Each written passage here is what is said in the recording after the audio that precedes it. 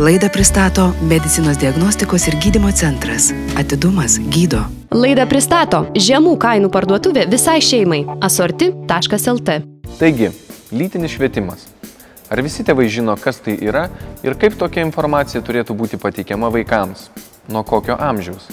Jeigu ne, reportaže išgirsite atsakymus ne tik į šios klausimus. Rubrika pristato Vilniaus miesto visuomenės sveikatos biuras.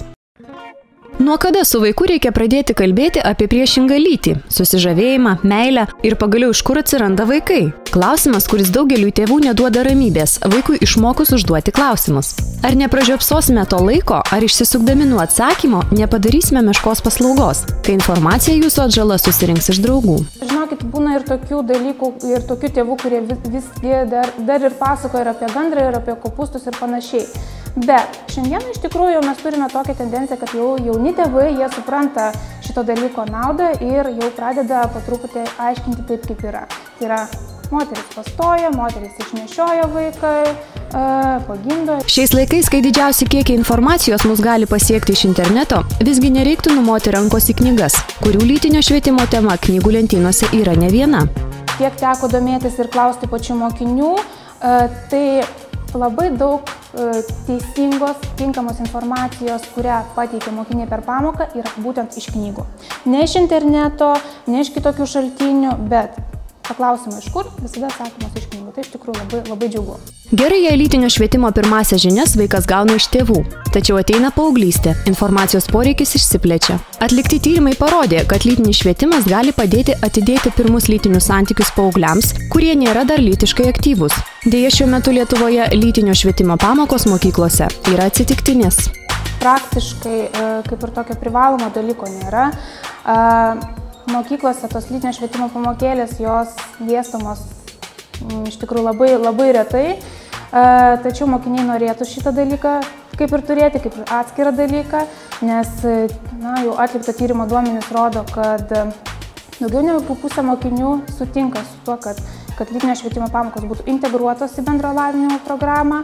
Ir šiandienai lytiniu švietimu iš tikrųjų yra vaikai, galima teikti, kad nepatenkinti. Tai, kas vyksta šiandien Vilniaus, kalbu apie Vilnių, tik tai yra Vilniaus mokyklose. Visuomenės sveikatos biuro specialistė yra atlikusi tyrimą apie Vilniaus mokyklų baigiamųjų klasių moksleivių lytinio švietimo pamokų poreikį. Ji taip pat dažnai veda pamokas įvairaus amžiaus grupėms šią temą.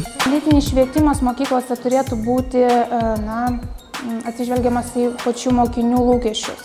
Tai yra, reikėtų visų pirma žinoti, ko vaikai patys nori. Tai yra, kokio pobūdžio turėtų būti pamoka, kokie ugdymo metodai yra geriausi, tai yra, koks dėstytojas turėtų būti, kuo jie labiausiai pasitikė. Ar tai būtų visuomenės sveikatos specialistas, ar tai būtų ginekologas, ar tai būtų biologijos mokytojas. Tai visų pirma, tai iš tikrųjų reikėtų išsiaiškinti, ko patys mokiniai nori, paskui be abejo svarbu ir lektoriaus savybės. Specialistės atliktas tyrimas parodė, jog mergaitės labiausiai pasitikė lektorę ginekologę, o berniukai visgi mieliau rinktųsi visuomenės sveikatos specialisto paskaitas. Dar vienas įdomus pastebėjimas, jog stiprioji lytis dažniausiai lytinių švietimo klausimais tariasi su savo bendramžiais. Žinoma, dalį informacijos moksleiviai gauna per kitų dalykų pamokas. Dažniausiai iš tikrųjų šiandieną suteikia biologijos mokytojai, kaip rodo tyrimų duomenys.